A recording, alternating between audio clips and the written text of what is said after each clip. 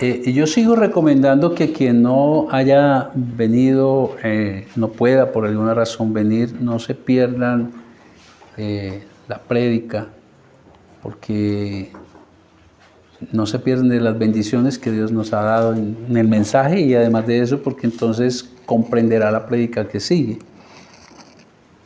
De eso se trata, de no dejar de alimentarnos, de no dejar de alimentarnos. Vamos a estar hoy en Lucas 4. Yo quiero aprovechar para darle gracias a Dios porque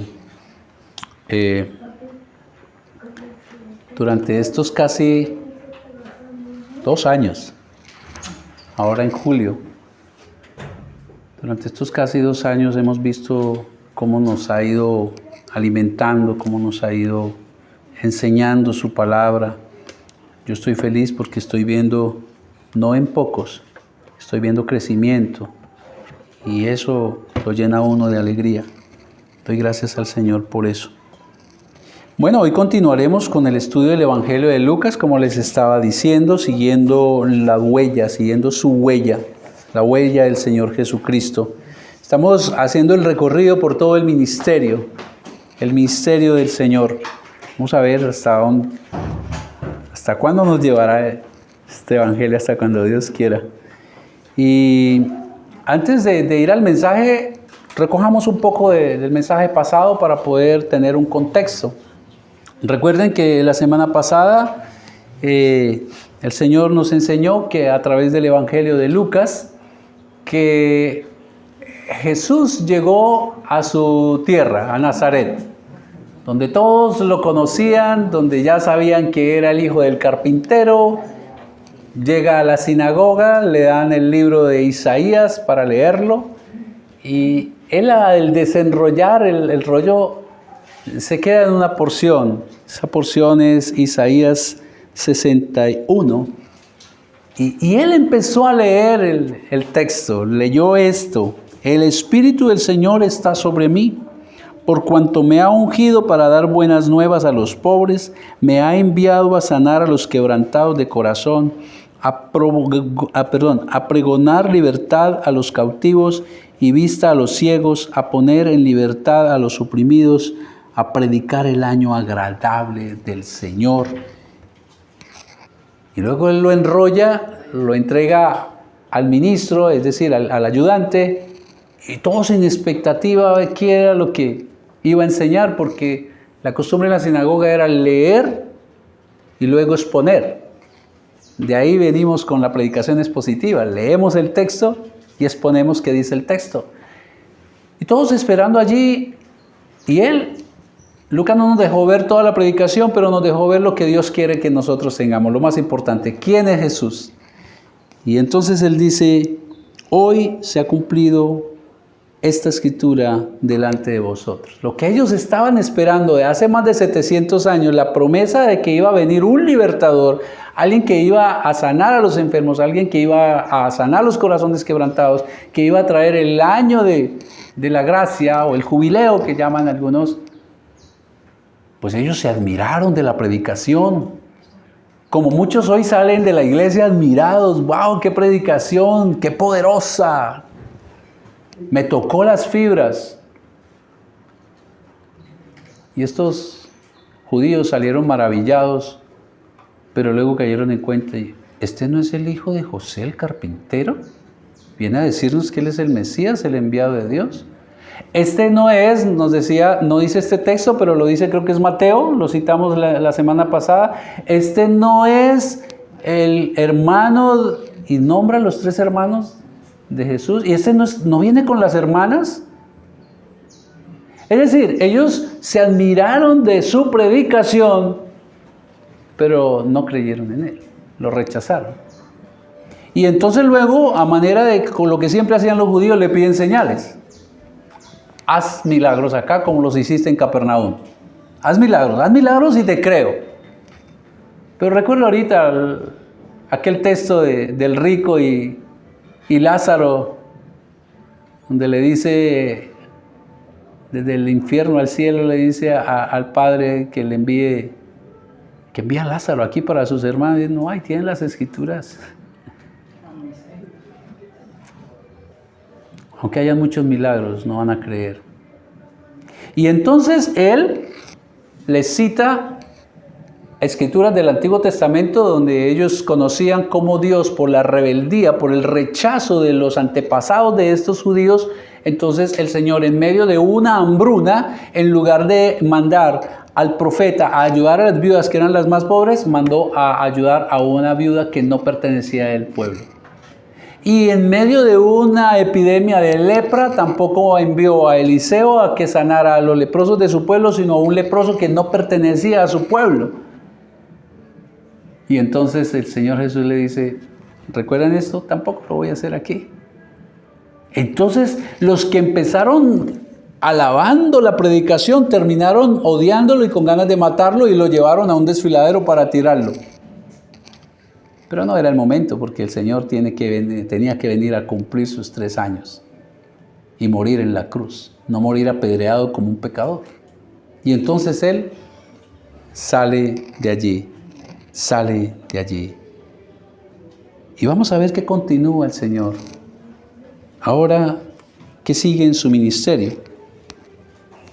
Capítulo 4, versículo 31 y vamos a leer hasta el 39.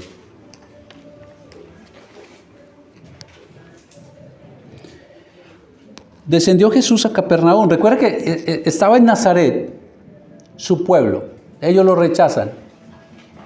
Porque el que rechaza al Señor como Salvador no tiene su favor. Y entonces Él sale de allí y descendió Jesús a Capernaum, ciudad de Galilea. Y les enseñaba en los días de reposo, y se admiraban de su doctrina, porque su palabra era con autoridad. Estaba en la sinagoga un hombre que tenía un espíritu de demonio inmundo, el cual exclamó a gran voz, diciendo, déjanos, ¿qué tienes con nosotros, Jesús de Nazaret? ¿Has venido para destruirnos?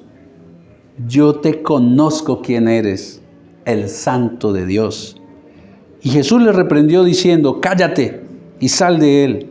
Entonces el demonio, derribándole en medio de ellos, salió de él y no le hizo daño alguno.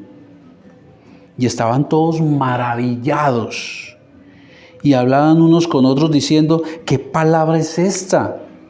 Que con autoridad y poder manda a los espíritus inmundos y salen. Y su fama se difundía por todos los lugares de los contornos. Entonces Jesús se levantó y salió de la sinagoga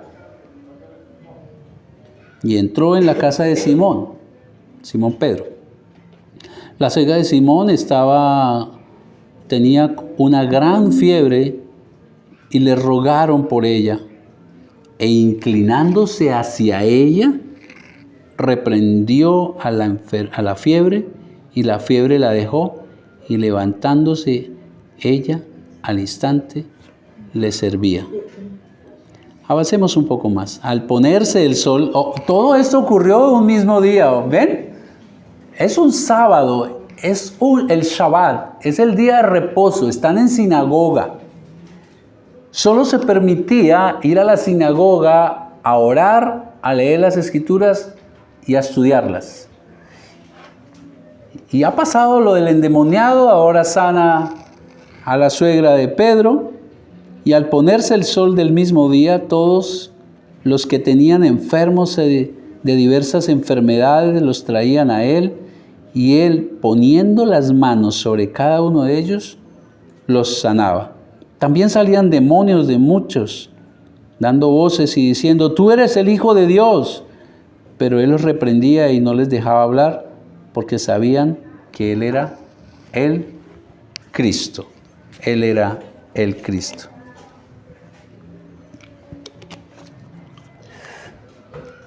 Queridos, cuando Dios creó el universo y todo cuanto existe, incluido el ser humano, en el día sexto hay una frase contundente del Señor. y vio que todo era bueno. Es decir, que todo era perfecto. Es la creación del Dios perfecto. Todo perfecto. La relación del hombre con la tierra era perfecta, la relación del hombre con el hombre, es decir, de Adán y Eva, era perfecta, armoniosa, y por supuesto la relación del ser humano con Dios era perfecta. Pero cuando ellos pecan, esa perfección se distorsionó, esa perfección se deterioró. Por haber sucumbido al pecado, todo lo que era bueno fue contaminado por el pecado. Todo dejó de ser bueno en gran manera. Y desde entonces, desde allí mismo, usted mira en la historia de la Biblia que desde ese momento la humanidad sufre muchas aflicciones como consecuencia del pecado, y muchas y de diversas formas. El ser humano sufre de aflicciones de diferentes tipos, dolencias físicas, enfermedades, dolencias emocionales, y hasta dolencias espirituales. Y todo eso perturba la vida, ¿o no? Todo eso perturba, aflige, acongoja. Y frente a eso, ¿qué? Porque hay unas que uno ve que las puede manejar, pero es que estamos hablando de aquellas dolencias que se salen definitivamente de nuestro control. ¿Y qué con ellas? Veamos lo que nos enseña el Señor hoy para enfrentar las aflicciones perturbadoras. Las aflicciones perturbadoras. Y lo que el texto nos enseña, vamos a separarlo en tres puntos. Y lo primero que nos va a enseñar el texto es, ante las aflicciones perturbadoras, confíe en las enseñanzas de Jesús. Ante una situación perturbadora, confíe en las enseñanzas de Jesús. El segundo punto, confíe en el poder de Jesús. Confiemos en sus enseñanzas, confiemos en su poder, y cerraremos con lo que el texto nos muestra: ayude a otros llevando el mensaje poderoso de Jesús. Porque es que todos sufrimos aflicciones perturbadoras. Veamos el primer punto que nos enseña el texto. Confíe en las enseñanzas de Jesús. Versículos 31 y 32. Él ha salido de Nazaret, donde no lo recibieron, donde no creyeron que era Él, donde solo se admiraron por la predicación y para de contar, y donde entonces Él no hizo su favor allá. Y ahora llega a Capernaum. Está en la sinagoga, nos lo dice el versículo 33. Y allí en la sinagoga empieza a enseñar. 31 y 32. Descendió Jesús a Capernaum, ciudad de Galilea, y les enseñaba en los días de reposo, y se admiraban de su doctrina, porque su palabra era con autoridad. Ahí está la razón. ¿Por qué se admiraban? ¿Por qué se maravillaban? ¡Wow! Este predica con autoridad. La sinagoga, como les dije ahorita, era el lugar donde los judíos se reunían, tal vez similar a lo que hoy es la iglesia, porque los judíos se reunían allí el sábado, que era el día de reposo, enviado por el Señor, a orar, a estudiar las Escrituras, a leerlas. Y entonces él, como maestro, recuerden que en la sinagoga de Nazaret le entregaron un rollo, pues él aquí también viene a enseñar. Los escribas eran los doctores de la ley, eran los expertos y eran los que se encargaban de explicarla, de enseñarla. La ley, recordemos que para ellos en ese momento era el Pentateuco, penta de 5, los 5 primeros libros de la Biblia: Génesis, Éxodo, Levítico, Número y Deuteronomio. Eso era la ley. Cuando usted escucha hablar de la ley, Ahí son esos 5 libros. Así es de que los escribas eran expertos, eran los magistrados y ellos eran los que se encargaban entonces de explicar las escrituras. Cuando ellos enseñaban para darse autoridad, entonces ellos nombraban, citaban a otros maestros, a maestros más grandes y más eruditos que ellos. Como dice el maestro tal, esto dice esto significa este texto, era lo que ellos hacían. Citaban a rabinos de gran nombre, de gran connotación, y era la manera como ellos le daban autoridad a la enseñanza. Es que no solamente lo digo yo, es que también lo dice el rabino tal. Pues, ¿quién va a dudar de esa enseñanza, verdad? Pero ahora hay un maestro diferente. Y en él han escuchado una predicación con una autoridad diferente. De hecho, cuando usted mira Mateo 7:28, que narra el mismo episodio, Mateo dice algo que nos ayuda a comprender un poco más el texto. En Mateo este texto dice, y se maravillaban porque su predicación, su enseñanza tenía autoridad, no como los escribas. Vieron algo diferente en la enseñanza de Jesús, una autoridad diferente. Ahora, ¿de dónde viene la autoridad de Jesús? Porque recuerden que para los nazarenos fue un hombre común y silvestre. Usted no es el hijo de José, el carpintero, sino que vivimos para un lado y otro, pero ahora ellos están viendo de dónde viene esa autoridad de Jesús. Mientras los escribas enseñaban sobre las escrituras de Dios, Jesús es Dios. Jesús es Dios quien inspiró las escrituras. La autoridad de Jesús emana en la persona de quien es Él, Dios mismo, quien inspiró las escrituras. Aparte de Jesús, todos los que hacemos es predicar sobre su palabra, pero ahí está el inspirador de la palabra delante de los judíos, y ahí entonces ellos notan una predicación diferente, con una verdadera autoridad que no se sustenta en nadie más, porque los escribas nombraban a unos más grandes y por encima de Jesús no hay nadie más, Él es Dios. Él no necesita citar a otros. Y lo otro es, su autoridad emana, además de por quién es Él, es por lo que estaba enseñando. El texto no nos dice qué estaba enseñando.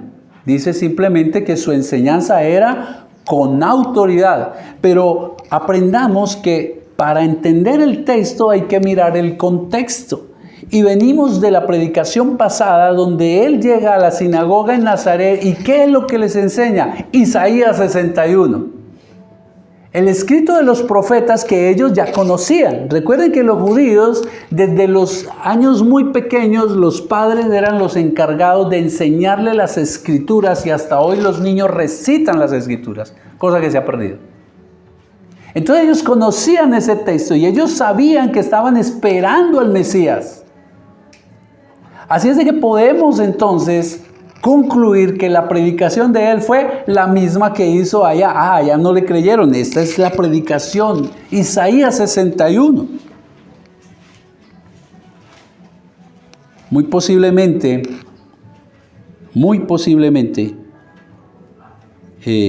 volvió y les dijo lo mismo. Estas escrituras se han cumplido hoy.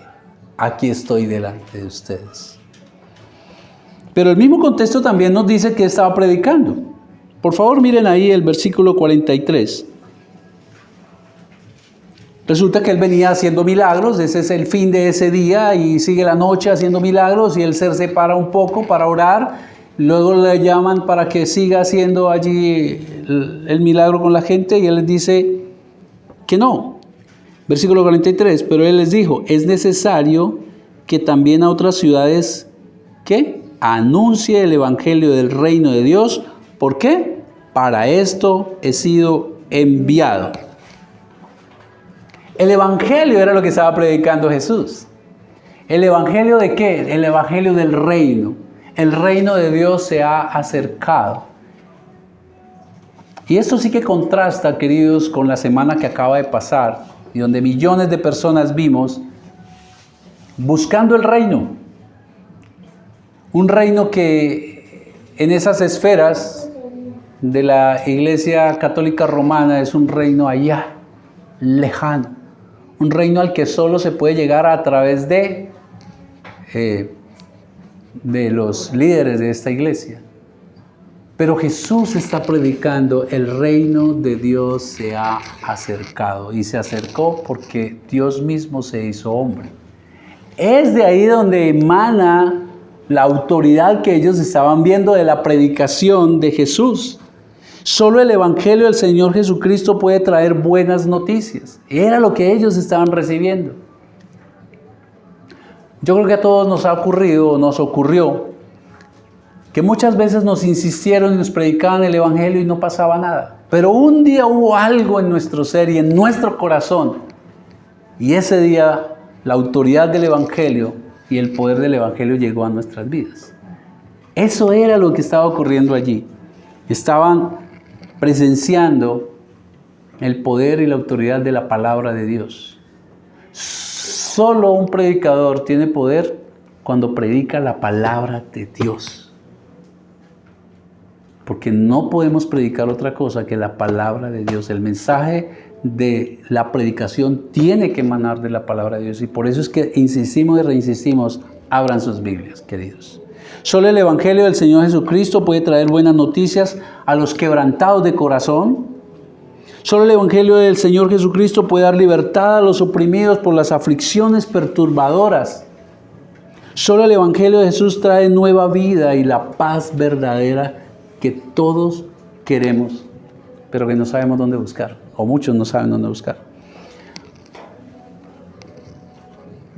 Para resistir las aflicciones que nos perturban, lo primero que debemos hacer es las enseñanzas de Jesús, seguir las enseñanzas de Jesús. Desafortunadamente, muchos cristianos poco estudian las enseñanzas de Jesús.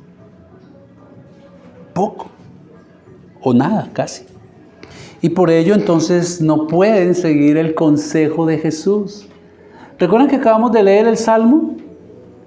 Y David lo que nos muestra es que en medio de su aflicción perturbadora que estaba sintiendo, lo que él hace es clamar a Dios, al Dios que conoce. ¿Y cómo conoció David? Las Escrituras. ¿Sabían ustedes que al rey se le ordenaba escribir a su puño y letra una copia de la ley y la tenía que recitar día y noche? Recuerden que fue el mismo consejo que Dios le dio a José cuando fue a la tierra prometida a llevar a su pueblo. Medita de día y de noche en las Escrituras para que te vaya bien. ¿Recuerdan lo que dice el Salmo 1? Que quienes meditan en las Escrituras de día y de noche serán como árbol plantado a las orillas del río y sus hojas no caerán y dará fruto a su tiempo. Es en las Escrituras, queridos, donde encontramos el manantial de consejos del Señor, la palabra que nos da dirección, consuelo en medio de cualquier situación que nos aflija.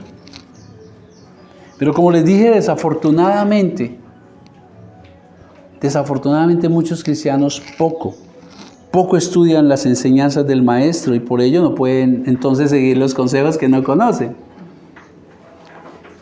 Prefieren malgastar el tiempo en algo que está haciendo un daño terrible a la sociedad, las redes sociales. ¿Sabía usted que las redes sociales producen adicción? Producen una adicción igual o tal vez peor que la misma droga. ¿Ha notado usted que cuando llega un mensaje de texto y suena la campanita, hay una tentación, hay que abrirlo? ¿Sabía usted que, aunque no lo crea, que cuando usted suma todos esos raticos, un ratico aquí, un ratico allá, las estadísticas dicen que se consumen 4 horas diarias en redes sociales? Y uno no se da cuenta, porque es un ratico aquí, un ratico allá. Pero dijo el pastor John Piper que las redes sociales sirven para demostrar que sí había tiempo para estudiar las Escrituras. Que sí había tiempo para estudiar las Escrituras, queridos hermanos. La pregunta es, ¿qué está impactando más su vida? ¿Las enseñanzas de la Biblia o la peligrosa influencia de las redes sociales? Porque aquí puede salir un dicho. Dime qué más ves y te diré qué más te están educando. Queridos, muchas mujeres sufren porque no alcanzan los estándares de belleza que enseñan las redes sociales. Muchos hombres están atados a la pornografía y ya no necesitan salir de la casa, porque la tienen ahí. Eso es infidelidad, porque cualquiera que vea a una mujer y la desea en su corazón ya cometió adulterio, dice la palabra de Dios.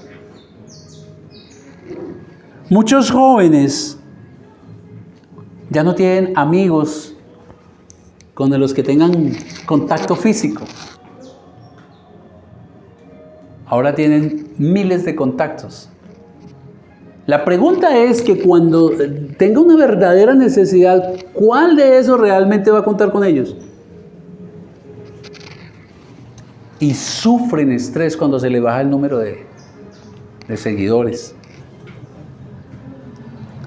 Los jóvenes están sufriendo de depresión, de ansiedad, de ciberacoso, y muchos han llegado inclusive al suicidio, influenciados por las redes sociales. Cuando la palabra es la autoridad de Dios, es Dios hablando. La misma palabra dice que en la antigüedad Dios habló a través de los profetas, pero que ahora en estos tiempos habla a través de su Hijo Jesucristo. Y aquí está. Nosotros, a diferencia de estos hermanos que estaban en esta sinagoga, tenemos no solo el Pentateuco que ellos tenían, nosotros tenemos todo el canon de las Escrituras, todos los 66 libros que Dios inspiró para enseñarnos a vivir correctamente. Queridos, dediquen más tiempo a la Biblia y confíen en las enseñanzas de Jesús. ¿Y por qué confiar? Además que Él es el Dios verdadero, porque sus enseñanzas son vida. Lo dijo el mismo Señor Jesús en Juan 6:63. Dijo esto: solo el Espíritu Santo da vida eterna. Los esfuerzos humanos no logran nada. Las palabras que yo les he hablado son espíritu y son vida. Queridos, aquí está la vida.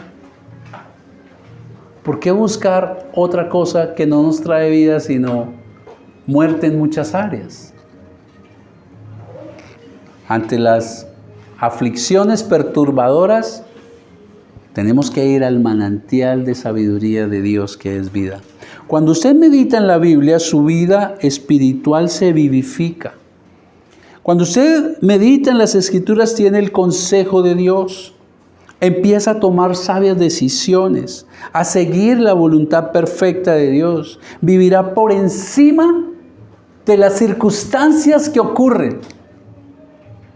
Hay muchos, y tristemente he de decirles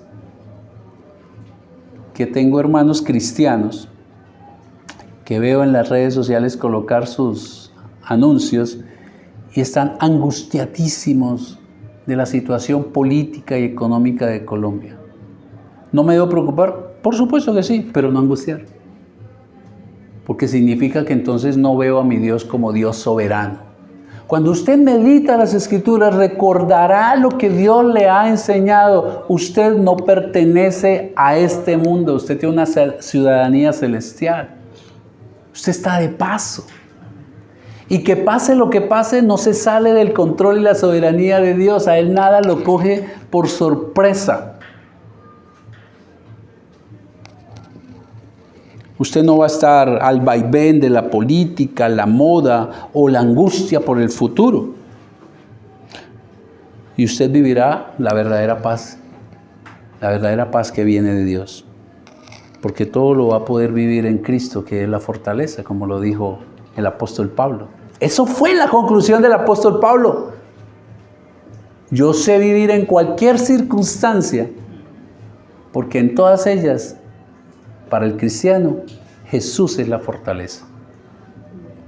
Pero además de estudiar las Escrituras, cuando estamos en situaciones que nos afligen y que nos perturban, lo otro que debemos hacer para enfrentar las aflicciones perturbadoras es confíe en el poder de Jesús. Confíe en el poder de Jesús. Y esto sí que es importante, hermanos, porque es que en muchas ocasiones, ok, sí, yo estoy orando, pero sin embargo voy a... Ahora, no es dejar de ir al médico, por supuesto. Es ir al médico confiando en Dios, no en el médico. La fe no es pasiva. La fe no es pasiva. El mismo Santiago dijo, muéstrame tu fe, yo te muestro mis obras de fe. Confiar en el poder de Jesús. Versículo 33 al 35. En esta sinagoga había un hombre que tenía un espíritu de demonio inmundo, el cual exclamó a gran voz. Ojo, ¿dónde están? Donde se ora, donde se lee la palabra y se estudia la palabra. Y ahí mismo había un demonio, un endemoniado. Y entonces exclamó a gran voz, versículo 34, diciendo, déjanos, ¿qué tienes con nosotros, Jesús Nazareno? ¿Has venido para destruirnos? Yo te conozco quién eres, el Santo de Dios. Y Jesús le reprendió, diciendo, cállate y sal de él. Entonces el demonio, derribándole en medio de ellos, salió de él y no le hizo daño alguno. Para enfrentar las aflicciones perturbadoras, confíe en el poder absoluto de Jesús. Jesús está allí en la sinagoga, donde, como les dije, allí se ora, se enseña, se predica la palabra, está en lo que llamamos hoy iglesia, y allí hay un endemoniado. Un hombre que realmente necesitaba compasión. Los demonios son aquellos ángeles caídos que junto con Satanás se rebelaron contra Dios. Esos son los demonios. Así de que Satanás es su capitán. La Biblia nos enseña el mal que ellos hacían. Por ejemplo, vemos que en muchas ocasiones ellos lo que buscan es tentar para que caigamos en pecado. Mire ahí el capítulo 4. Vimos que Jesús fue en el desierto a ayunar 40 días y tuvo un ataque demoníaco de parte de Satanás buscando tentarlo para que él cayera en pecado. Esa es una de las acciones que hacen los demonios, que hace Satanás. Eso lo vimos ahí. Algunos otros provocan problemas físicos. Mateo 12 nos habla de un hombre que quedó mudo. A otras personas los demonios le provocan problemas mentales. Marcos 5 nos habla de un hombre que gritaba como loco y él a sí mismo se hacía daño.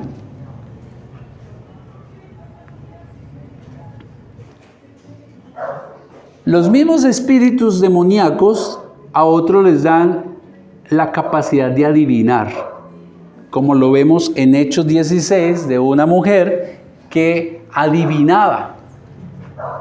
Por eso mucho cuidado con el tema de las cartas. el tarot, los espiritistas, nada de eso. El tema es que hay quienes quieren blanquear lo malo, ¿no? Entonces le llaman magia blanca. ¿Cuál magia blanca? Eso es demoníaco. Eso es demoníaco. Este hombre estaba poseído por un demonio inmundo. Estaba sufriendo. Estaba sufriendo. Estar poseído es estar controlado absolutamente. Hoy, espero que ninguno aquí en el recinto, pero hoy estamos en medio de una sociedad que también está poseída, queridos. Y vamos a darnos cuenta que está poseída por unas cosas que uno no ve ni se imagina, pero definitivamente detrás de eso está también Satanás, que es el príncipe de este mundo.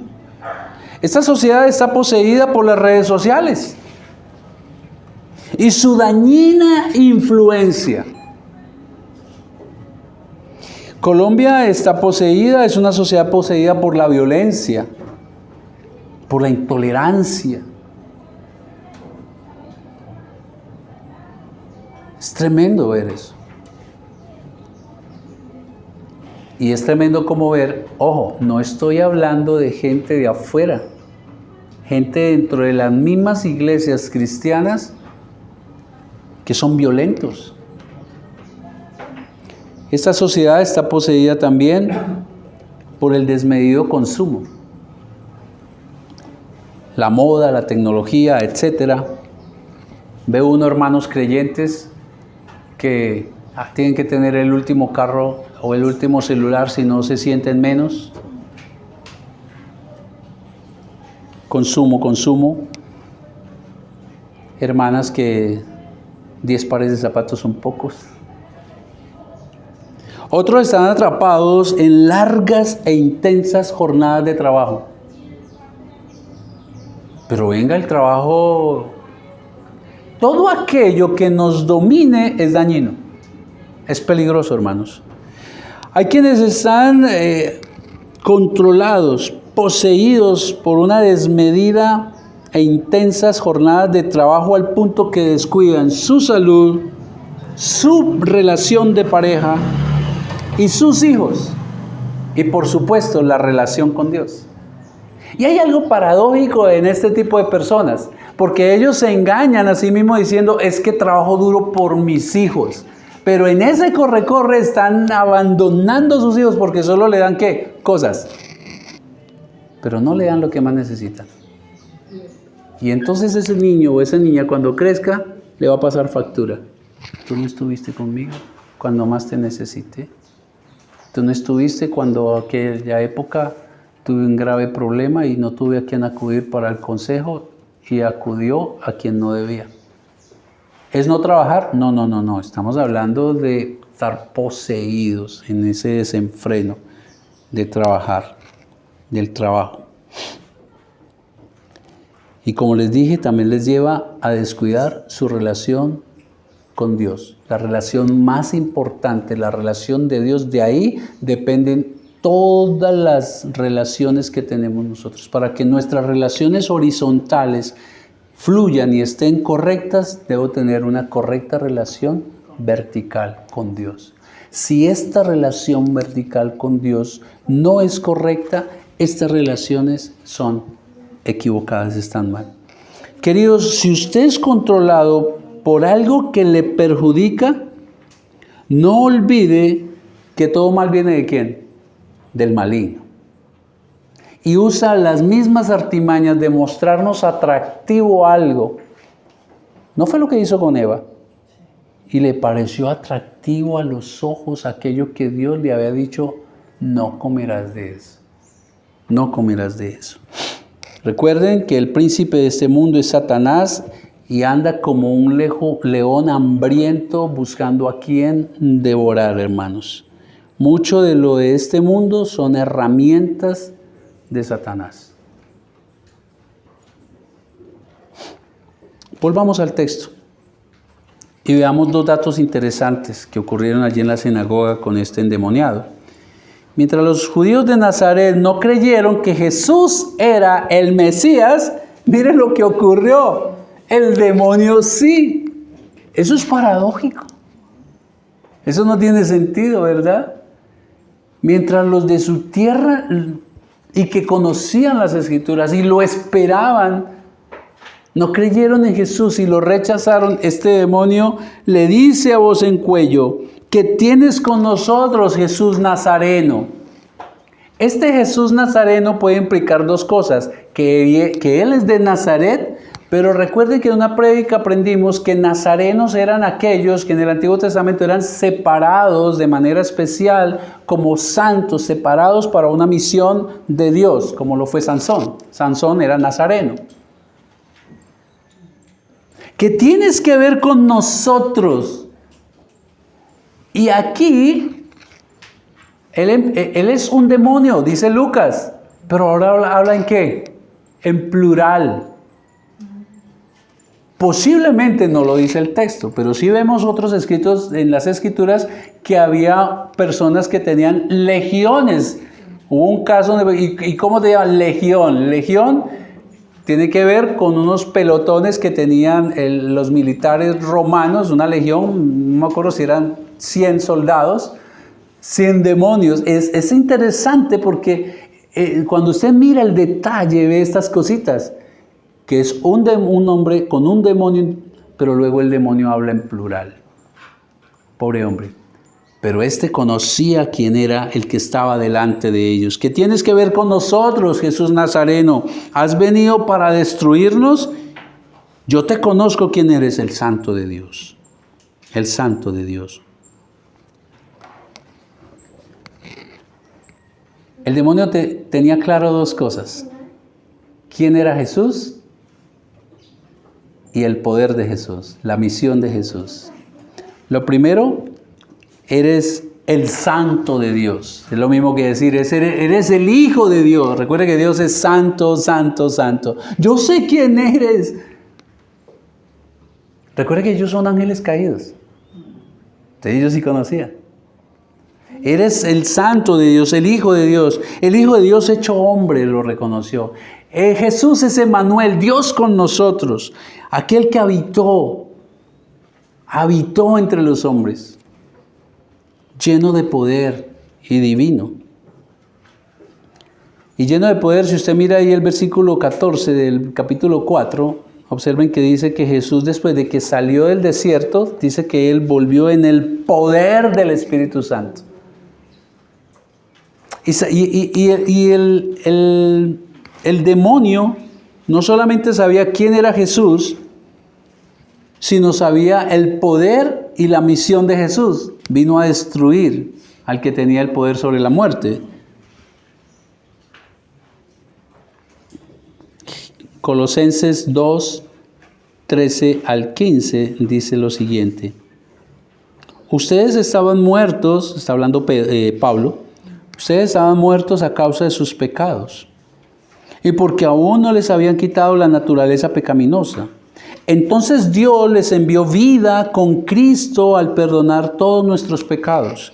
Él, escuchen, anuló el acta con los cargos que había contra nosotros y la eliminó clavándole en la cruz. De esta manera desarmó a los gobernantes y a las autoridades espirituales. Los avergonzó públicamente con su victoria sobre ellos en la cruz. Nosotros los cristianos podemos tener ataques, sí, solo si Dios se lo permite. Porque hay un episodio donde Jesús le dice a los discípulos que Satanás le pidió permiso para zarandearlos. Y recuerden que Dios a Job, Satanás no podía hacer nada más de lo que Dios le permitiera.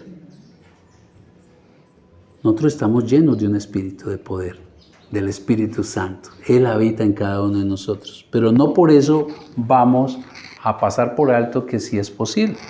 Recuerden que el mismo Pablo dice que nuestra lucha no es contra carne y sangre. Nuestro problema no es con los otros seres humanos, sino contra huestes celestiales de maldad. Es una guerra espiritual. Pero en nosotros habita el poderoso. Y este sabía quién era Jesús y el poder de Jesús, que en la cruz iba, porque en ese momento todavía no, pero nosotros ya lo vemos como hecho, a vencer a Satanás. Quien ha puesto su fe en Cristo como Salvador, queridos, es libre de las artimañas del diablo. Jesús pagó su deuda de pecado en la cruz y fue la manera como venció al maligno. Fue la forma como el gran rey, como un gran rey, él dice que lo lleva en su desfile. Los reyes, cuando ganaban las batallas, llegaban a su reino y detrás de ellos venía el desfile de todos los prisioneros cautivos que traía para luego llevarlos a la guillotina, a la horca, a la cárcel. Esa es la imagen que nos está mostrando aquí en las Escrituras, en Colosenses.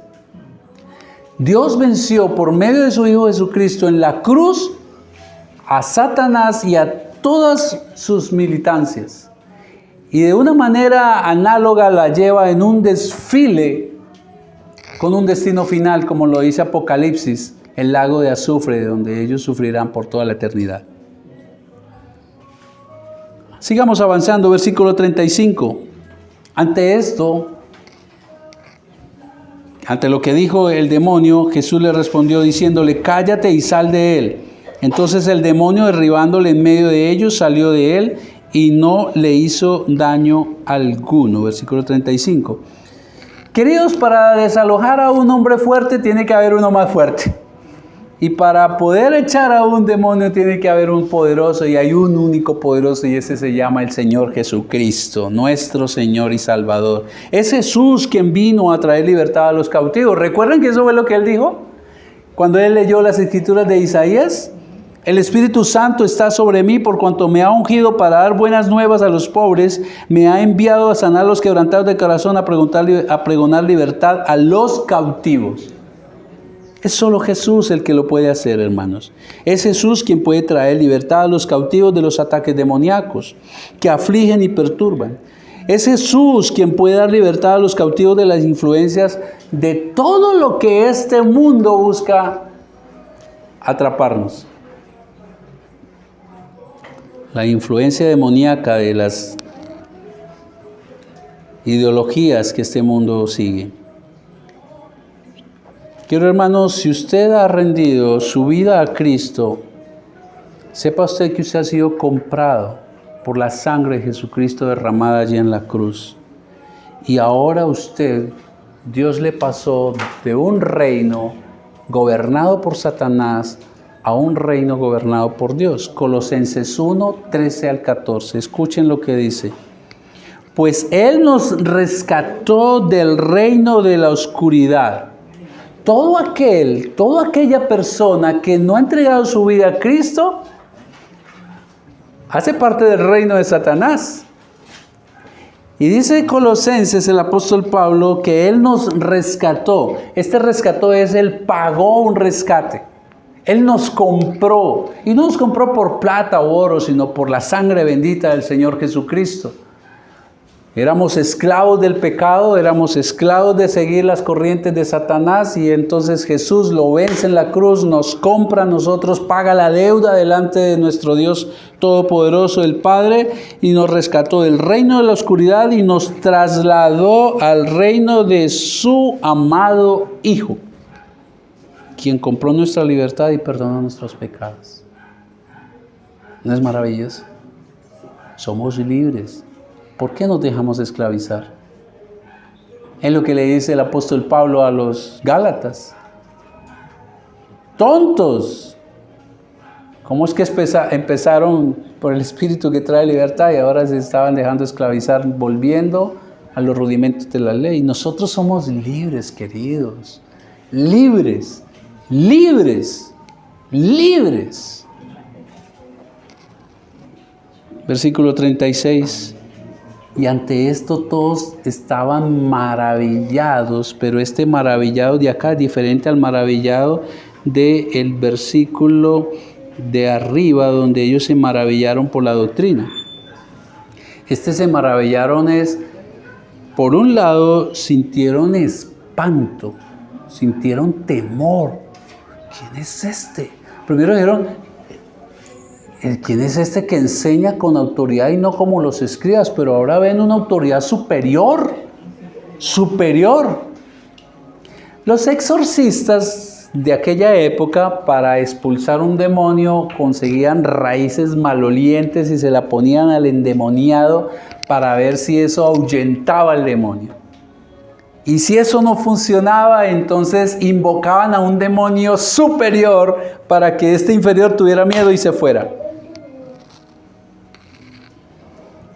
Pero ahora la gente queda estupefacta y temerosa al ver el poder del verdadero Dios, que con solo su palabra, con la misma que creó el cielo y las estrellas, con la misma que nos dio vida cuando estábamos muertos en delitos y pecados, que con su palabra ordenó al demonio inmundo salir y éste le obedeció sin hacerle daño a aquel hombre.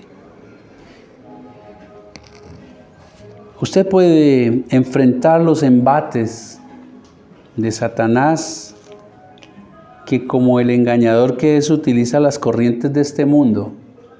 Porque es que él no se presenta como nos lo han pintado, ¿no? Como lo pintó Hollywood, cachos, cola.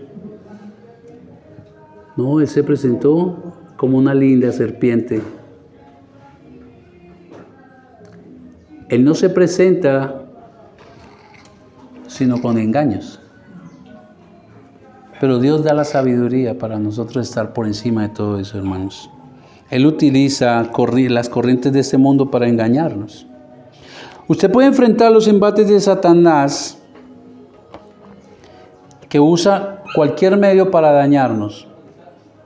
En algunos casos la salud, la familia, y sobre todo busca dañar nuestra relación con Dios. Nuestra relación con Dios. ¿Y cómo lo hace, hermano? Confiando en el poder absoluto y soberano de nuestro Señor Jesucristo. Señor sobre todas las huestes perturbadoras del mal. La palabra del Señor dice que Él es, y eso lo están viendo en la lección del discipulado. Hay un versículo que dice que Él es Dios de los cielos, de la tierra y de debajo de la tierra. Él es el Dios soberano, hermano.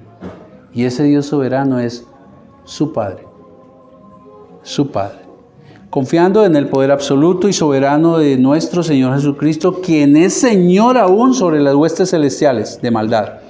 Pero si aún, queridos, si usted es cristiano, confíe plenamente. Usted es libre, usted ha sido comprado por la sangre de Jesús.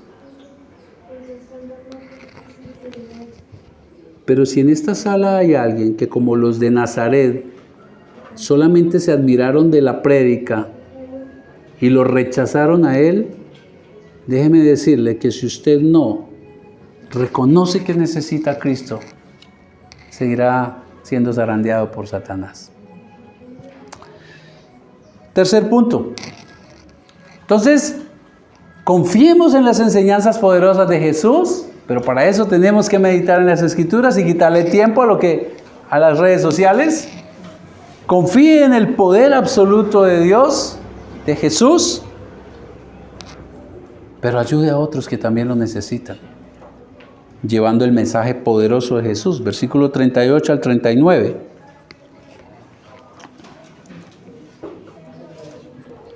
En el versículo 38 al 39 vemos, era sábado, ¿no? Día de descanso. No se podía hacer absolutamente nada. Nada. Desde el anochecer del viernes hasta el anochecer del sábado, era total quietud. Solamente lo único que podía hacer era ir a la sinagoga a orar, a leer la palabra, a escuchar las enseñanzas de la palabra. Todo, es más, los judíos lo llevaron hasta el extremo.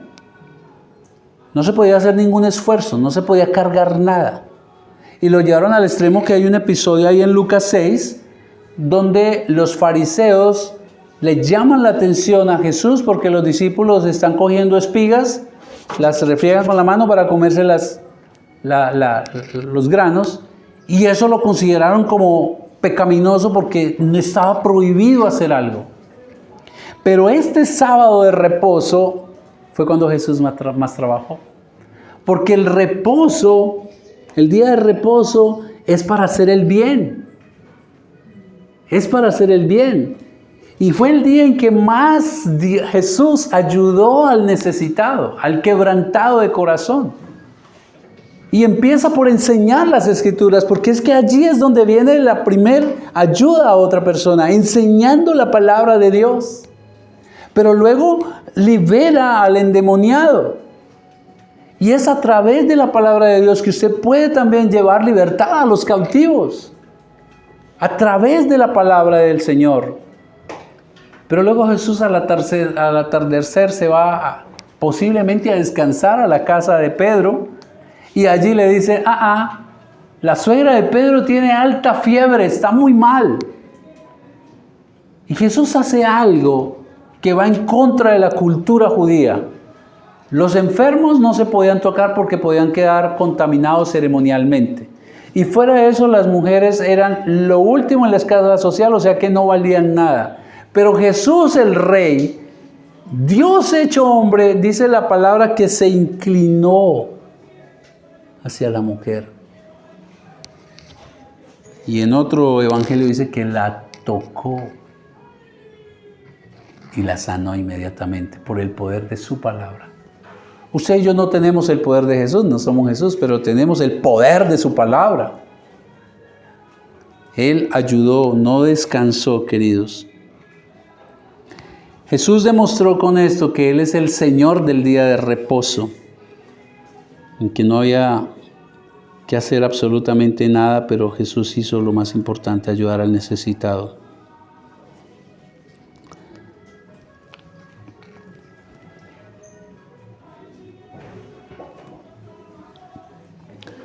Jesús vino a ayudar a aquellas personas con corazón quebrantado.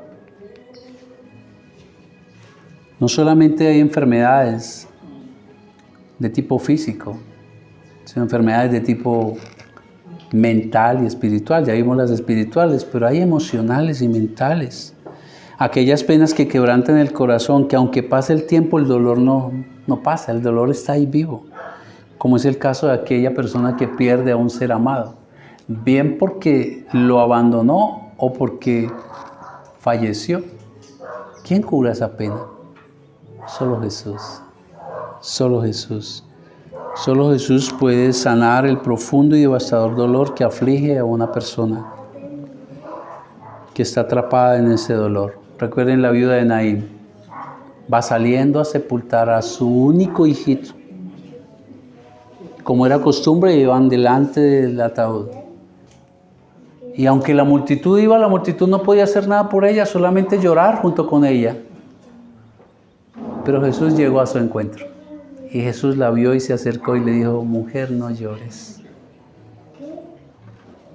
Mientras los filósofos decían, no llore porque no hay nada que hacer.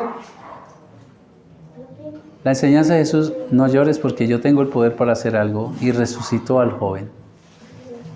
Y eso nos lleva a pensar en nuestra resurrección. Solo Jesús tiene el poder. Solo Jesús es el varón de dolores. Él experimentó absolutamente todos los dolores por los cuales usted pueda estar pasando o pueda pasar o pueda haber pasado. Él los experimentó absolutamente todo, así es de que Él nos comprende. Solo Jesús es quien le ama ilimitadamente y muestra su gran misericordia. Solo Jesús es el que se acerca a usted y como a la suegra de Pedro le puede tocar con su gran poder y autoridad para sanar su corazón abatido, traer su paz, consuelo. Y el versículo 37 dice que ellos entonces, después de que se admiraron al ver a Jesús obrar, su fama se difundió por todos los lugares de los contornos. Esta gente no se quedó callada. Esta gente empezó a contar las maravillas de Jesús y quién era Jesús. El poder de Jesús y quién estuvo delante de ellos. Y todo lo bueno que vino a hacer. Los testigos del milagro en la sinagoga no se quedaron callados, dieron la noticia de quién es Jesús, de su autoridad, de su poder, y la fama de Jesús se extendió. Y el verso 40 y 41 dice que al caer la tarde, todos traían a los enfermos y todos traían a los endemoniados y Jesús no descansó. Jesús siguió sanando, demostrando quién era y trayendo consuelo al corazón abatido. Y ponía sus manos sobre ellos y ellos eran sanados.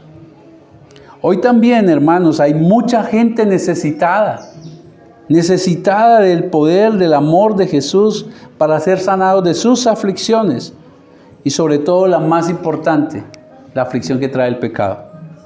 El pecado que los tiene atrapados lejos de Dios. Y hermanos, si Jesús no descansó, ¿por qué nosotros sí? Si Jesús no descansó, usted no puede dejar de llevar el mensaje que sana y salva, el evangelio del reino de Dios. El reino de Dios se ha acercado y se acercó con poder, con el poder de la palabra del Señor. El reino del evangelio de Dios esa es su misión. El mismo Jesús la dejó. Ahora es su turno de ayudar a otros, llevando el mensaje poderoso de Jesús. Recuerde, toda autoridad me ha sido dada, dijo el Señor en Mateo 28. Por tanto, por esa razón te ordeno, es lo que está diciendo. Ve y haz discípulos.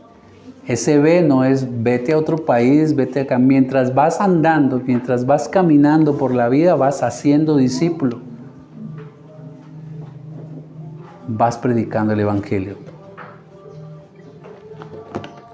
que tiene el poder frente a las aflicciones que nos perturban.